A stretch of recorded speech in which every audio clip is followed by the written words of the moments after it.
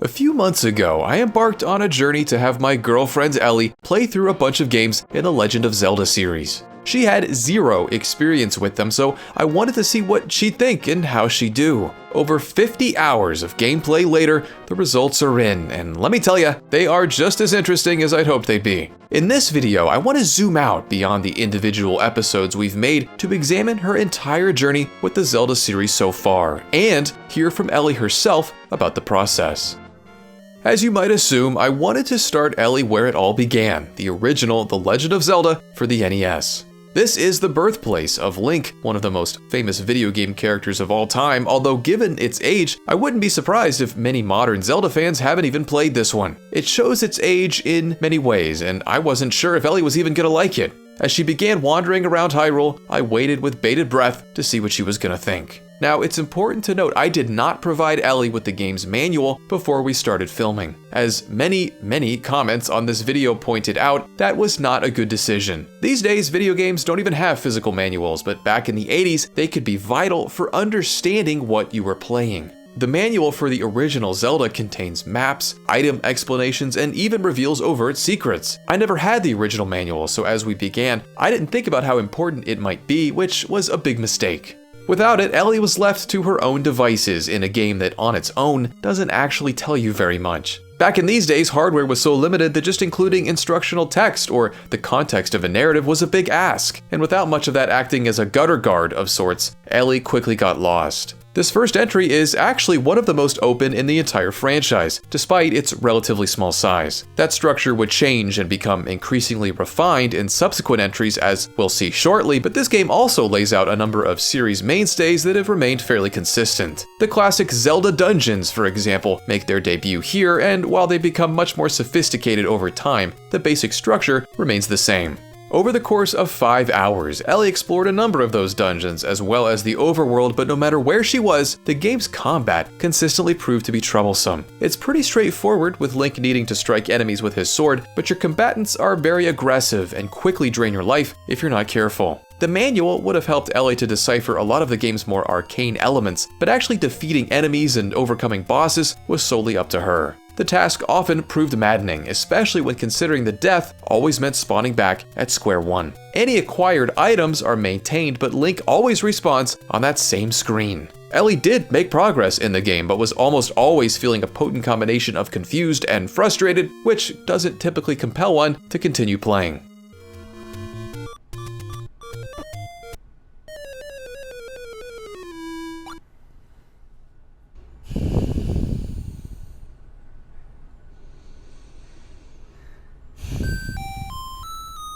It was a difficult game to play for 5 hours, and my understanding of Zelda was not that. I didn't understand how Zelda started or how old it was. Like, the picture I had in my head was a three-dimensional Link. I just think my enjoyment was sucked out really early on by that way of navigating and getting sent back and losing my sword ability to shoot it out, making things really hard, and the dungeon navigation, even finding the dungeons being that difficult, and just the way movement worked. I don't know. All of it hard. I was hoping that The Legend of Zelda: A Link to the Past would gift Ellie with a rejuvenated interest in the series. Yeah, we skipped over Zelda 2, I didn't think that one would go very well, but maybe we can circle back to it at some point. This Super Nintendo take on the Zelda series features a ton of quality of life improvements and feels far more manageable relative to the original. For example, it features a functional map and actually told Ellie where she needed to go. This may seem trivial, but just this little bit of guidance made a material difference for her. In the original, she had absolutely no idea where to go, which made progress feel almost non-existent, even if it wasn't. Here, Ellie felt like she was actually making headway, and she was. This progress was easier to detect, too, thanks to a bigger focus on conveying a cohesive story. So much of Zelda 1's narrative is conveyed in the instruction manual or some rolling text on the title screen. It's not much to chew on, but A Link to the Past delivers its story through actual exchanges of dialogue. Zelda was little more than a name previously, but here she's an actual character. This gave Ellie something to grasp onto and made playing the game a much more compelling prospect. From a gameplay perspective, Ellie was certainly still being challenged, but she didn't appear to be anywhere nearly as frustrated. Combat was more refined, and the enemies not as unforgiving. She conquered multiple dungeons and explored a large stretch of the overworld, but not all progression was smooth. Just like in Zelda 1, A Link to the Past features some moments of puzzle solving that stop the player in their tracks. This game dials back some of the more baffling expectations, but certainly still expects you to put on your thinking cap. One memorable moment occurred when Ellie needed to get this book off of this shelf. She couldn't figure out what to do and assumed she needed to jump up and get it. She wandered around for a long time with no idea what to do until I encouraged her to revisit the shelf. Eventually, she realized that her recently acquired Pegasus shoes could be used to knock it off of the shelf.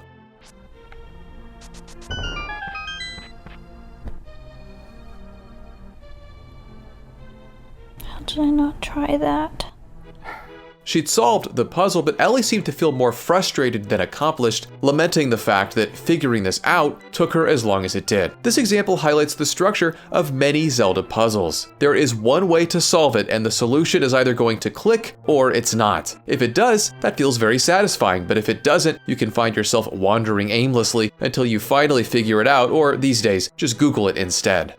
It's hard because I think I like when there's multiple solutions to something, but I also get really stressed out by that. While I think I prefer there being multiple solutions, maybe it's really hard for my brain to wrap around the fact that that is true and there's not just one way to do something, because I think I kind of operate in a binary of, am I doing this right or am I doing it wrong? That's what's hard about it. Not that there's one way to do something correctly, but I don't feel like the puzzles naturally directed you on how to do that thing in the way I feel from other games. I think it felt like I don't know how to do this and I would never know how to do it without looking it up.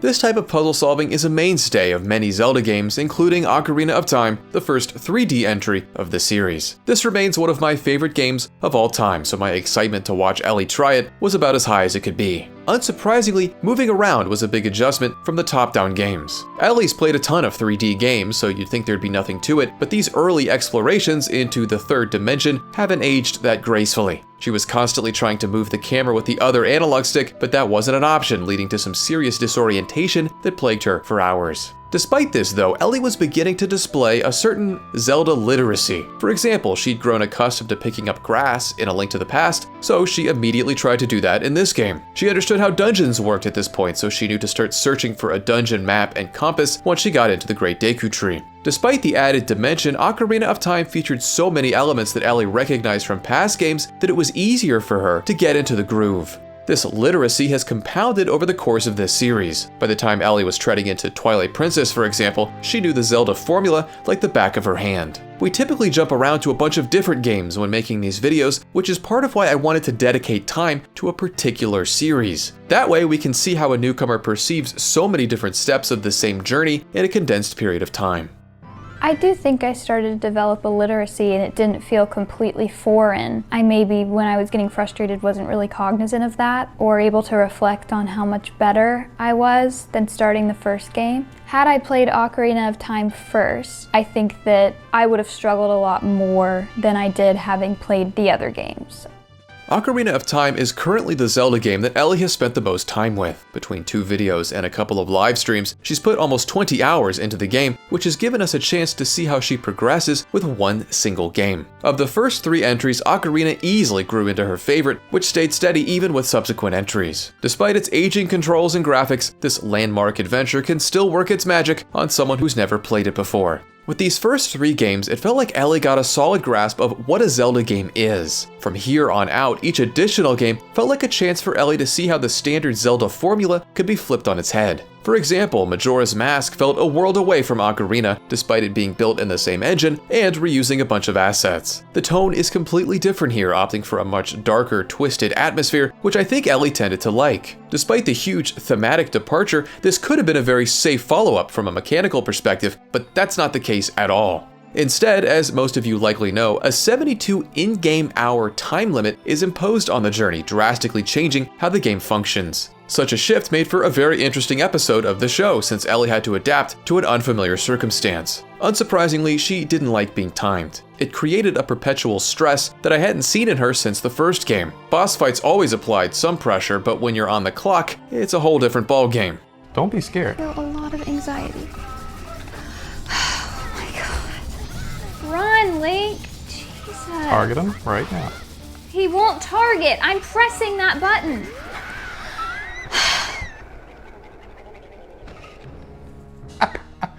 Oh my god. Blew him up with a bomb. The Wind Waker provided another opportunity to see Zelda reinvented. This game features a more traditional Zelda structure, but wraps that in a completely fresh context. Instead of exploring the lands of Hyrule, you're sailing across an open sea, stopping at various islands to progress the story. It's a level of freedom that harkens back to the original game, but is still very much presented with more direction, akin to other 3D entries in the series. Despite playing the game for 5 hours, Ellie barely got a chance to sail freely. Interestingly, with this game, she started asking questions about the overall plot of the Zelda series, as Wind Waker began to reference past games. It's all wrapped in a fresh art style, one that was an especially nice change of pace after the bizarre polygons of Majora's Mask. It was a style adapted into pixels for the Minish Cap, a Game Boy Advance Zelda game that gave Ellie a chance to revisit the franchise's top-down roots. The twist of this game is that Link can shrink to minuscule size for some unique puzzles and novel sights. Despite the shakeup, it was still the tried-and-true Zelda formula that Ellie was more familiar with than ever. By the time we'd arrived at Twilight Princess, as I mentioned, it felt to me like Ellie completely understood the structure of The Legend of Zelda. To make things a little more interesting, I opted to have her play the Wii version of the game, meaning that she'd have to contend with motion controls. The results were varied. Fishing proved to be a massive headache, but the control scheme was more relevant within the context of combat. Mapping attacking to waggling caused Ellie to fight with a level of energy that she hadn't previously, occasionally leading to death. You can only shake the Wii remote so many times before Link throws himself off a cliff. She got the hang of it over time though, and the control scheme made aiming easier than it had ever been.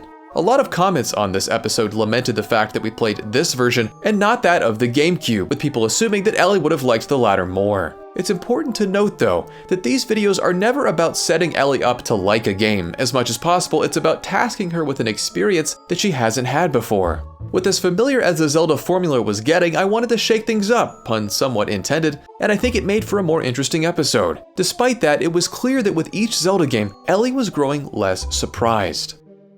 I think even if they became more predictable gameplay-wise and made them feel more approachable and understandable for me, I was still surprised by pretty much every game. I just envisioned that they all were going to be kind of the same and it was going to be Link as an adult. So even playing as a kid really took me by surprise. The graphics in Wind Waker really took me by surprise. I had no idea a Zelda game would look like that. And I had no idea that I would turn into a wolf.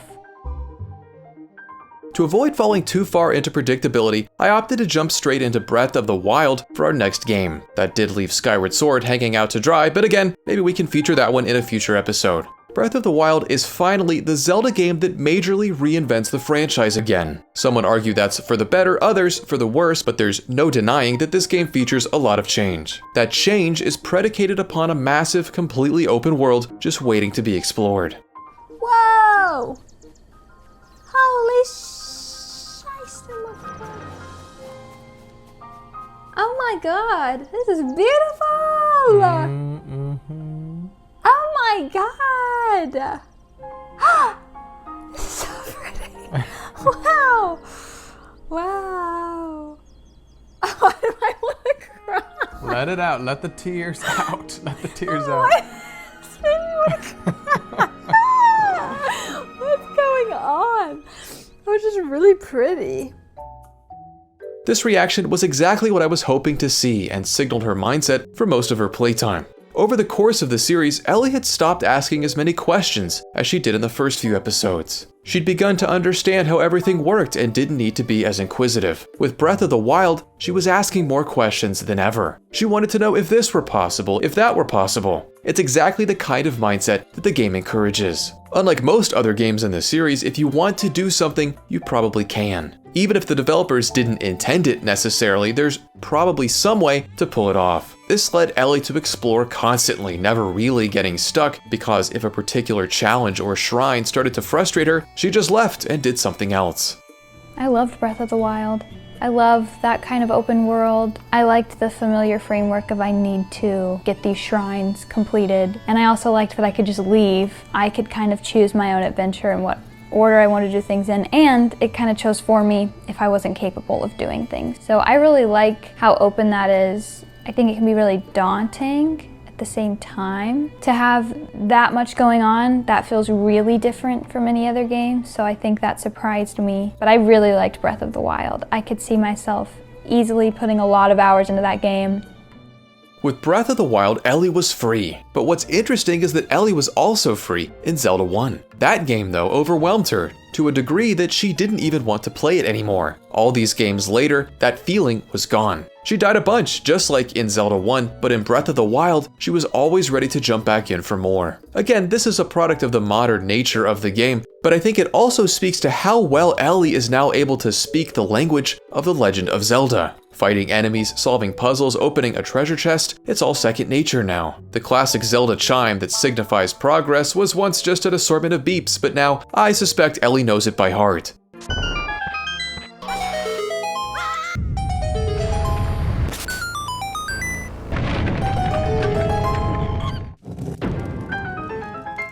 At this point, Ellie has played the Zelda series for over 50 hours, and there's still so much to see. She still needs to tackle Tears of the Kingdom, a game that I haven't even played yet, and of course, there remain a number of other titles that would surely be interesting to take on. What we've seen so far, though, is a remarkable fluency developed in a relatively short period of time. It's illuminated the nuances of the Zelda franchise and how it communicates with a newcomer, but also how Ellie communicates with a game and how she's grown as a gamer. It's been a fascinating saga, a bit of a legend in its own right, and one that's only just beginning. I mean, I went into this not knowing who Zelda was or that that was even a princess. I thought the name was referring to the blonde guy in the green outfit. So now I feel like I really have such a better understanding of these games and why they are so foundational. Yeah, I guess I really like them.